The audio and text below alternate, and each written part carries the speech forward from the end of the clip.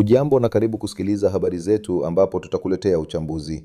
Hii ni JCTV kutoka Johannesburg nchini Afrika Kusini. Tulionayo hii leo. Mlipuko wa Ebola nchini DRC umeua zaidi ya watu 2,000 huku mamlaka zikionya kwamba bado haujafikia kilele.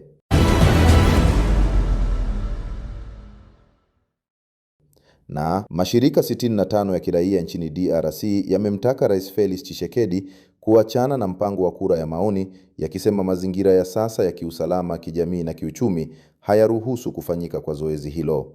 Kuna hayo na mengine mengi. Naitwa Musa Huseni. Karibu.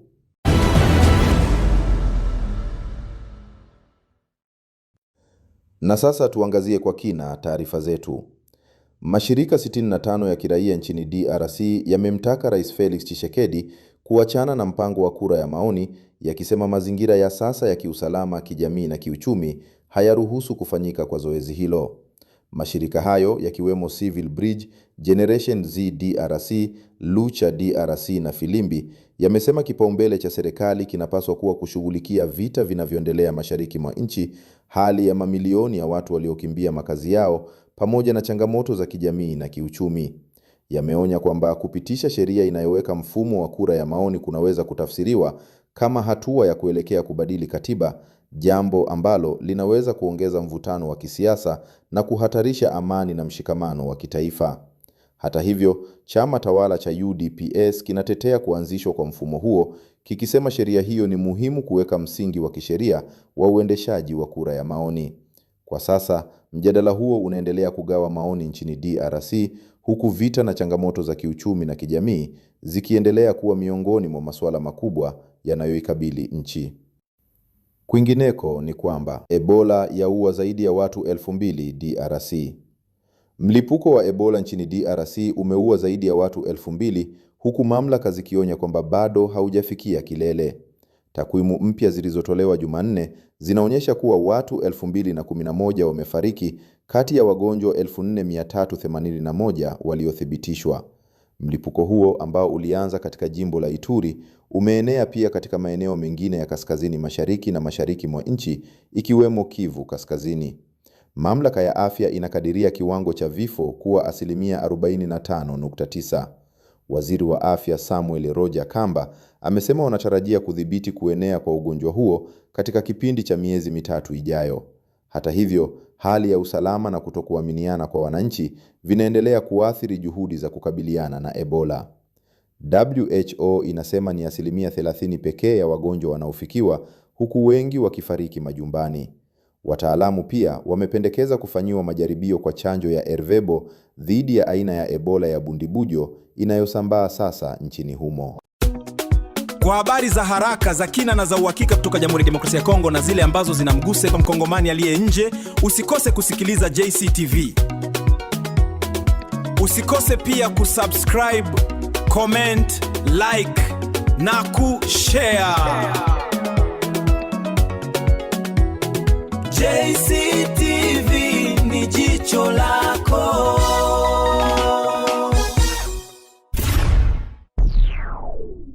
Tuelekee moja kwa moja Kalehe, Kivu Kusini. Baada ya wiki kadhaa za utulivu, mapigano yameanza tena katika maeneo kadhaa ya Kalehe mkoani Kivu Kusini, huku jeshi la taifa na AFC M23 zikikabiliana kwa kutumia silaha nzito. Mapigano yalianza mapema Jumanne katika maeneo ya Chambombo, Lumbishi, Kwisimbi, Gafufura na Kazinga.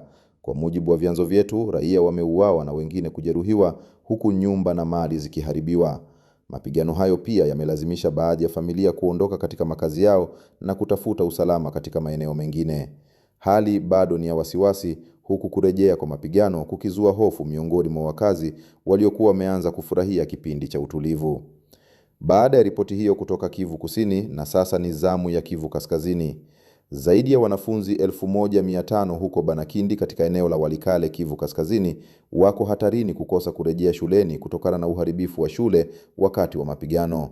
Katika eneo hilo, shule 3 za msingi pamoja na taasisi ya Mpeti ziliharibiwa wakati wa kipindi cha udhibiti wa eneo hilo na AFC M23.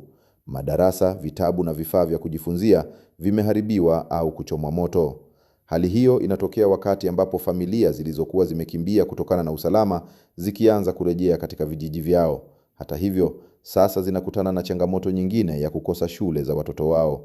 Wananchi wanaziomba serikali, mashirika ya kibinadamu na wadau wa elimu kuingilia kati kwa haraka, kujenga upya shule hizo na kuhakikisha watoto hao wanapata fursa ya kuendelea na masomo. Tunaendelea kukusogezea taarifa zetu. Kampeni ya dharura ya chanjo dhidi ya surua, rubela na polio imeanza katika mkoa wa Maniema, ikilenga zaidi ya watoto milioni 1. Kampeni hiyo inayofanyika kuanzia tarehe 11 hadi 15 Agosti inalenga kuwafikia watoto milioni 1 wenye umri wa miezi 6 hadi miaka 14 kwa chanjo za surua na rubela, pamoja na watoto 600,000 wenye umri wa chini ya miaka 5 kwa chanjo ya polio.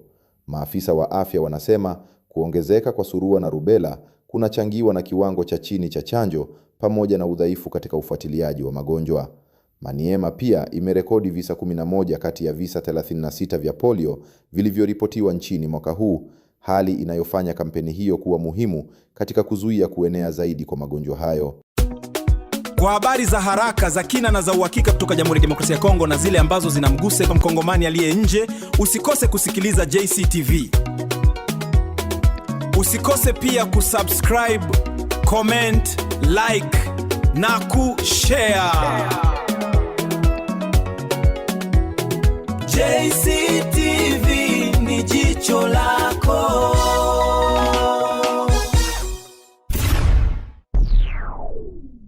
Katika hatua nyingine inayolenga kujenga imani kati ya Kinshasa na AFCM 23, wafungwa 15 wameachiwa na kukabidhiwa kwa AFCM 23.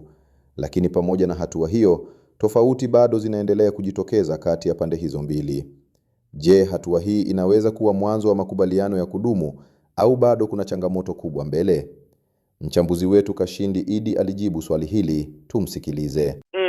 Kwa kweli hapa kuna jambo ambalo tunapaswa kuliangalia kwa umakini. Kuachiwa kwa wafungwa hao 15 ni hatua muhimu, ndiyo. Ni hatua inayoweza kusaidia kujenga imani kati ya Kinshasa na AFCM 23. Lakini haiwezi kumaliza mara moja tofauti zote ambazo zimekuwepo kwa muda mrefu kati ya pande hizi mbili.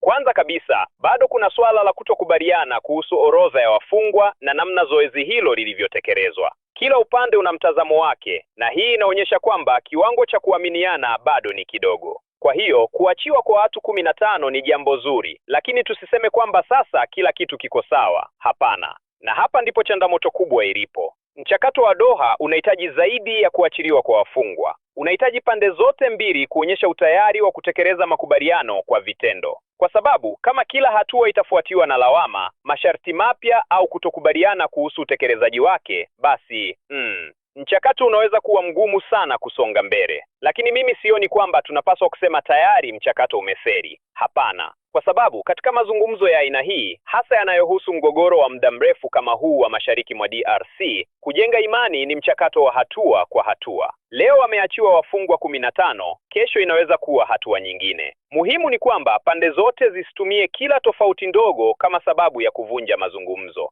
Kwa hiyo, uwezekano wa makubaliano ya kudumu bado upo, lakini ni mdogo ikiwa hakuna uaminifu na utekelezaji wa kile kinachokubaliwa. Kinshasa na AFCM 23 zinapaswa kuonyesha kwa vitendo kwamba zina nia ya amani. Na kwa mtazamo wangu, kuachiwa kwa wafungwa hawa kunaweza kuwa mwanzo mzuri, lakini ni mwanzo tu, si mwisho wa safari.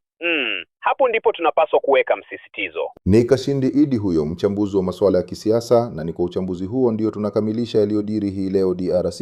Naitwa Musa Huseni, kwa heri kwa leo.